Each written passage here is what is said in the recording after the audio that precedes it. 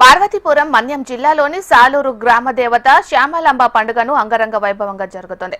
దాదాపు 14 సంవత్సరాల తర్వాత జరుగుతున్న పండుగకు పెద్ద ఎత్తున ఏర్పాట్లు నిర్వహించారు. గ్రామ దేవతకు తమ మొక్కులు చెల్లించుకునేందుకు భక్తులు పెద్ద ఎత్తున తరలివస్తున్నారు.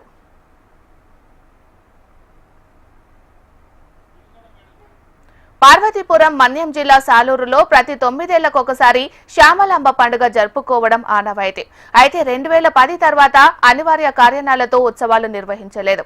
దాదాపు 14 సంవత్సరాల తర్వాత మళ్లీ ఈ శ్యామలాంబ పండుగ ఉత్సవాలను జరుపుతుండటంతో సాలూరు పట్టణ వాసులతో పాటు చుట్టుపక్కల గ్రామ ప్రాంతాల వాసులు ఆనందం వ్యక్తం చేస్తున్నారు.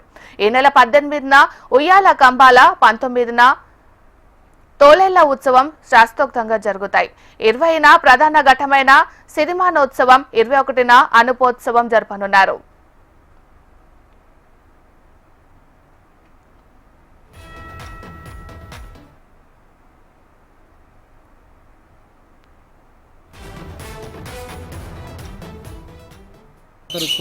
లక్షల సంఖ్యలో భక్తులు యాత్రికులు వచ్చి అమ్మవారిని దర్శనం చేసుకుంటారండి.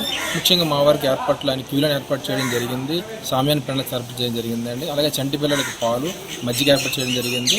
త్రాగునీరు సదుపాయం కూడా ఏర్పాటు చేయడం జరిగిందండి. ఉచిత ప్రసాదం కూడా ఏర్పాటు చేయడం జరిగింది. సాలూరు ప్రజలకి ఒక తీవ్రమైన భయం ఉంది. గత సంవత్సరం కరెంట్ కానీ వాటర్ కానీ, ఇప్పుడు కమిటీ దృష్టిలో కానీ మిగతా మంత్రి గారి దృష్టిలో కానీ ఇదే తెలియజేశాం. ఎందుకంటే పుష్కలంగా స్నానాలకి వాటర్ వచ్చిన వేగావతి నుంచి, అలాగే కరెంటు సమస్య కూడా ఎక్కువ ఉండకూడదు. సిరిమాన్ తిరిగే ప్రాంతాలు ఎలాగ తప్పదు.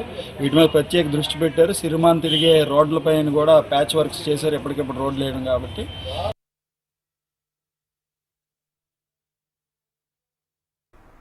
శ్యామలాంబ తల్లి సాలూరు వాసుల గ్రామ దేవత. పాడి పంటలు లోటు లేకుండా చూసే తల్లిగా అమ్మను ఆరాధిస్తారు. కరువు కాటకాలు లేకుండా ఉన్న వస్త్రాలకి లోటు లేకుండా శస్యశ్యామలంగా చేయాలని అమ్మవారికి మొక్కులు చెల్లించుకుని పూజలు నిర్వహిస్తారు సాలూరు వాసులు. బంధుమిత్రులకు ఆహ్వానించి ఈ వేడుకల్ని ఘనంగా జరుపుకుంటారు.